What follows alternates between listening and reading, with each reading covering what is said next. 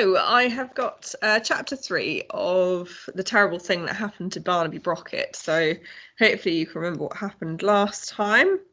So we had Barnaby floats. He's a baby, and his dad had nailed mattresses to the ceilings in their houses so that he could float up and he wouldn't hurt himself.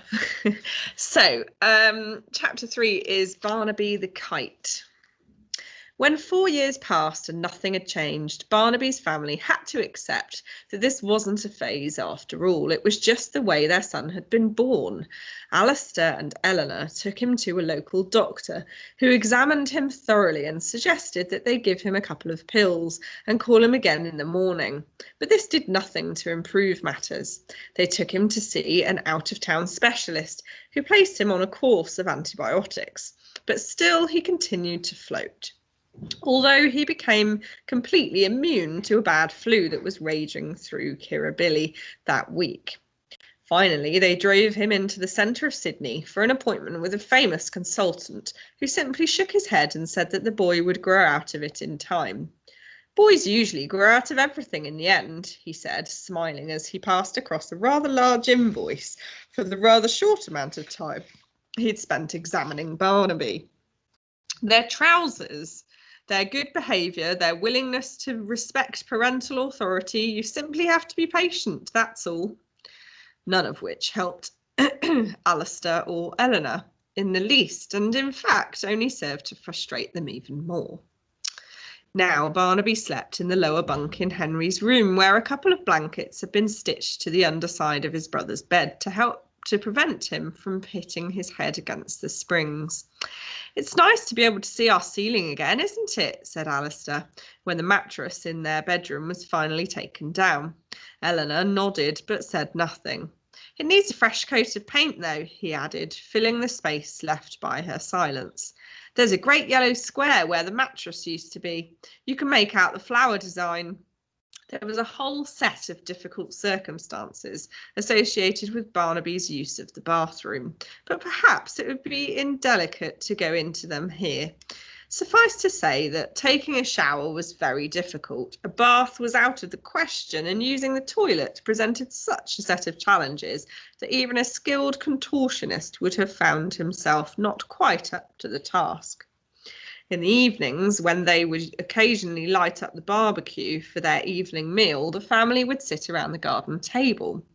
Alistair, Eleanor, Henry and Melanie taking the 4 seats under the large sunshade, while Barnaby hovered beneath its pointed peak, prevented from drifting off into the atmosphere by the strong green canvas that held him in place. He was banned from putting tomato ketchup on his hot dogs or burgers, as it had a terrible habit of falling down on one or all of their heads. "But I like tomato ketchup," Barnaby would complain, thinking this was most unfair. He could of course say more than "ow" by now.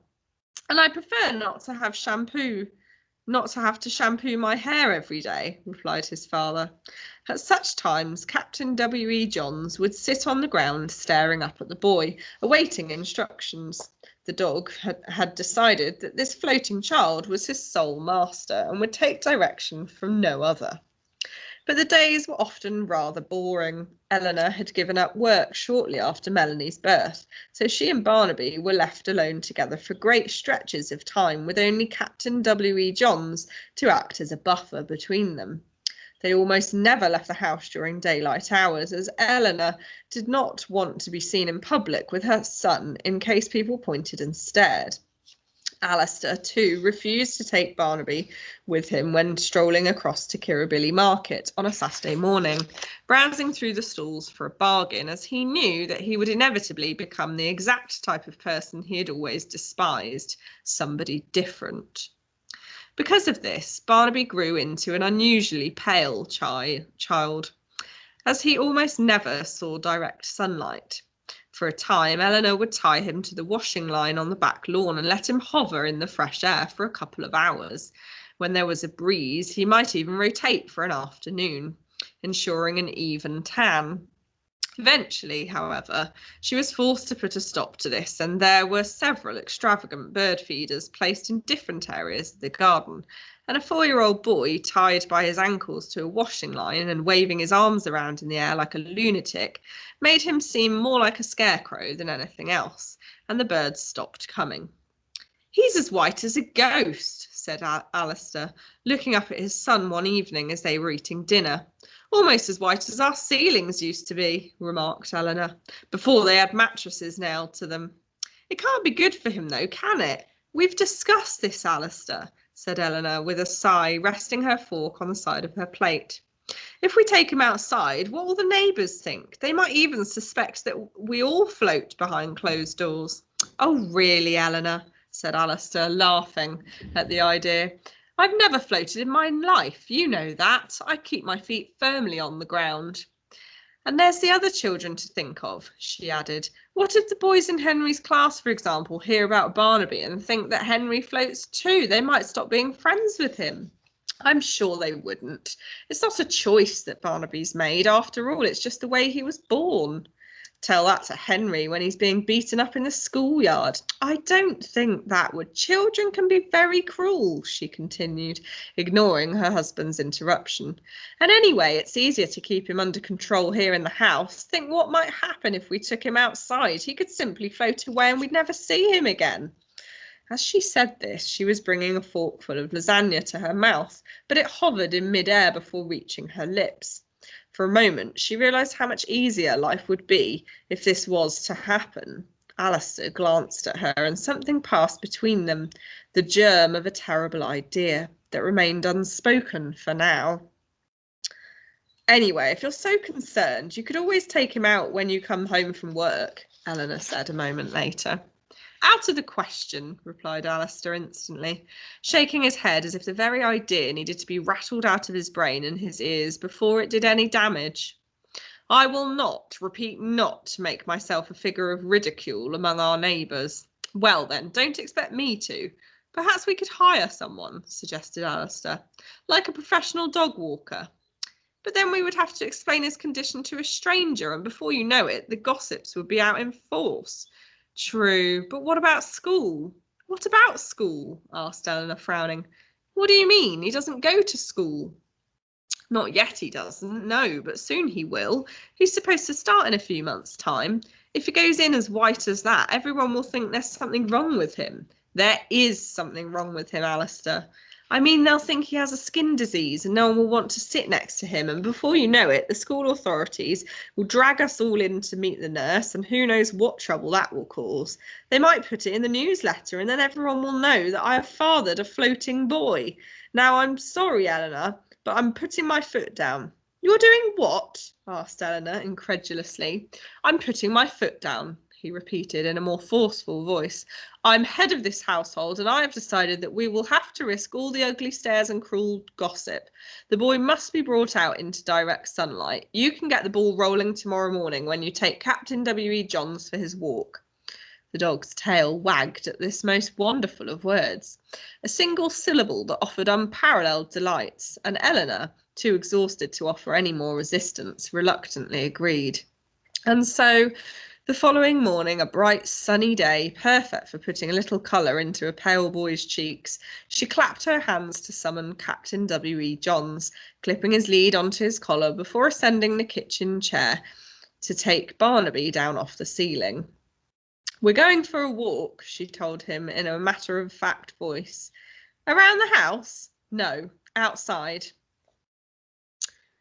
"Outside?" asked Barnaby, who hadn't for a moment believed that his mother would do what his father had insisted on the night before. "That's right, but before we go, well, I'm sorry about this, but there's something I've got to do." And with that she retrieved Captain W.E. John's spare collar, which had an expandable neck, and the second lead, which they kept in the kitchen drawer. And a few minutes later, all three were on their way. They made an extraordinary sight as they set off from their home in Kirribilli, making their way along the street that led towards Governor General's house at the most southern point of the peninsula, a middle-aged woman walking along with her head bowed low in shame, a dog of indeterminate breed and parentage trotting a few feet ahead of her as she held his lead in her left hand, while a 4-year-old boy, white as a ghost, hovered above them, suspended in the air by the lead she held in her right. And there's a picture there of them going for their walk. Rather unusual. Barnaby Brocket had become a kite. They made their way north towards St Aloys College, where Henry was coming to the end of Year 5. But once the bell rang and the children could be heard running down the stairs inside, Eleanor turned and walked quickly towards Geoffrey Street Wharf, where she liked to stand and look across the water at the sails of the Opera House, the sweep of the skyscrapers and hotels dotted between them. The harbour bridge stood proudly to her right, linking the shores of North Sydney to the rocks beyond, and she turned to it, staring up towards the flags floating in the breeze, before breathing in deeply and feeling, for a moment at least, at peace. "Good morning, Eleanor," called Mr. Chapper, a former Olympic 20-kilometre race walker, 4th place, who passed her at this time every day from the direction of Belleau Street, where he always began his morning constitutional, elbows tucked into his body as he waddled along like a duck in a baseball cap. "Good morning, Captain W.E. Johns." And then, looking up, he noticed Barnaby floating above her head, with his cheerful expression immediately changed. Mr. Chapper was Sydney born and bred. He took great pride in the city, its people and its fine traditions. He even stood for a parliament seat a few years before, 4th place again, and remained a regular letter writer to the Sydney Morning Herald, where he complained about anything that wasn't in keeping with his standards, which were exceptionally high. "Your boy is floating, Mrs. Brocket," he said, horrified, unable to bear the familiarity of her first name now. "He's floating, is he?" asked Eleanor, looking up as if this was a tremendous surprise to her. "You know he is. You have him on a leash. Is this where we're headed now, Mrs. Brocket? Are these the depths to which Sydney, the most magnificent city in the world, has sunk?"